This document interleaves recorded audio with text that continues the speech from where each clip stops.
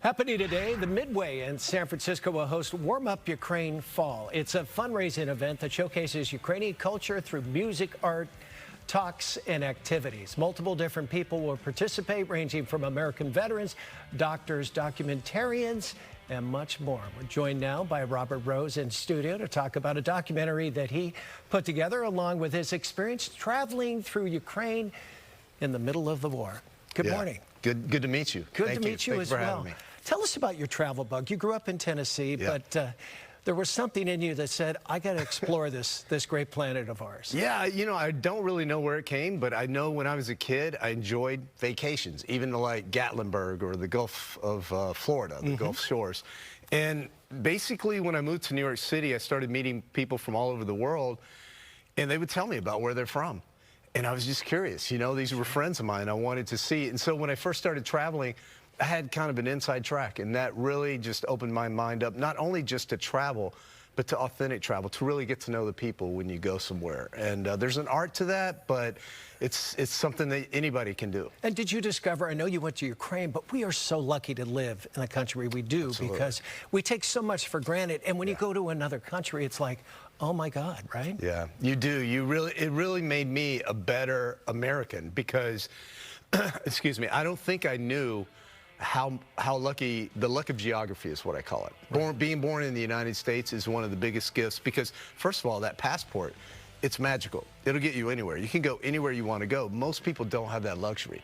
They don't have the luxury of being able to travel anywhere they want to go in the world and getting the treatment that we get when we travel. Well, talk about your month in Ukraine. We were seeing some video there. Yeah. What was it like? We're in the midst of a war, but life goes on, right? Life goes on, and I've been going to Ukraine since 2012, so this is my 5th trip, but this was by far my most intense trip because I was there for a month. And, you know, the thing is, you kind of adapt as a traveler the atmosphere of the people around you. And so Ukrainians were very calm. And they were also intent upon living their life. It was almost an act of rebellion to have a good time. And so people think I went to a war zone and I was just dodging bullets, and that's not the case at all. There were some moments of, you know, munitions exploding. We had body armor in Kherson. But even in Kherson, someone invited us out for a beer later on, another volunteer. And I was like, are you kidding me? I'm in.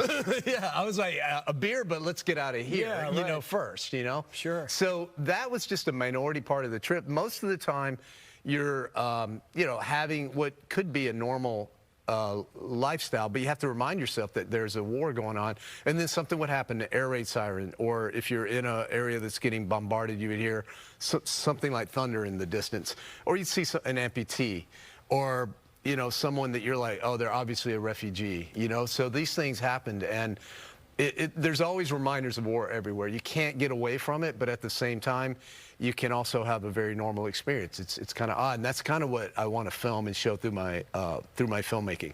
How about hope? Is there a sense of hope there? There is, absolutely. I mean, I think without a sense of hope, they wouldn't be where they are. Right. That's exactly. I think what I've seen since 2012, when I first began, until now, is that the idea of being what is a Ukrainian has gelled completely. And, you know, Russia has lost Ukraine forever through those atrocities that they've committed. We were there when the flood from the exploded dam had just occurred. Oh, wow. And all people that may have been on the fence, like, you know, they spoke Russian, they, you know, had a tight connection to Russia, that is no more. That's gone. Yeah, I bet. Talk about the fundraiser tonight. And, we'll be seeing your documentary, I suppose. At the fundraiser? Well, we're going to show the trailer. I'm still working on the documentary, but we're kind of premiering the trailer tonight or today. And basically, it's a bunch of TED Talks. They're, you know, I'm dressed in the prerequisite black. There you go. You're looking good.